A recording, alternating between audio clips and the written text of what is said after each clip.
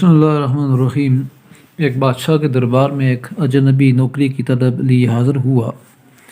قابلیت پوچھی گئی، کہا سیاسی ہوں۔ عربی میں سیاسی افہام و تفہیم سے مسئلہ حل کرنے والے معاملہ فہم کو کہتے ہیں۔ بادشاہ کے پاس سیاستدانوں کی بھرمار تھی، اس لیے اسے خاص گھوڑوں کے استبل کا انچارج بنا لیا، جو حال ہی میں فوت ہو چکا تھا۔ چند دن بعد بادشاہ نے اس سے اپنے سب سے مہنگے اور عزیز گھوڑے کے متعلق دریافت کیا۔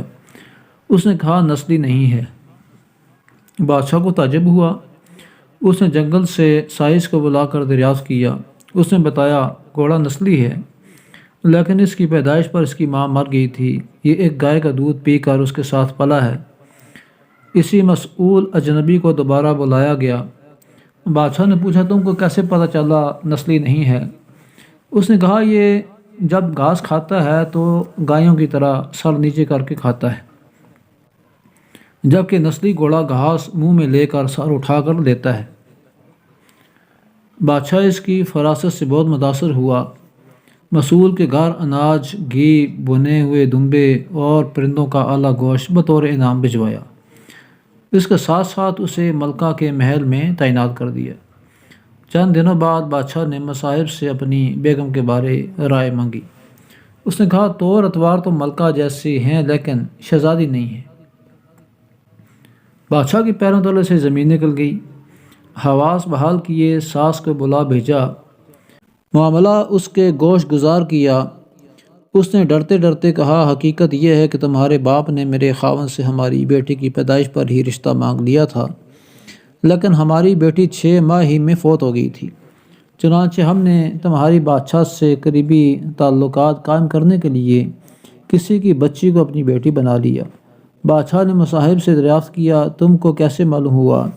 اس نے کہا کہ اس کا خادموں کے ساتھ سلوک جاہلوں سے بدتر ہے، چھوٹی موٹی بات پر گالی گلوچ پر اتر آتی ہے، امراء اور خوشامدیوں سے متاثر تھی اور غریبوں اور مجبوروں کو دھتکار دیتی، اپنی تعریفیں خود کرتی تھی، اور سب سے بڑی بات کہ آپ کی ملکہ ہونے کے باوجود ان کی باتوں، حرکتوں اور آنکھوں سے احساس کمتری جھلکتا تھا، جس کو چھپانے کے لیے نمود و نمائش کا سہارا لیتی تھی۔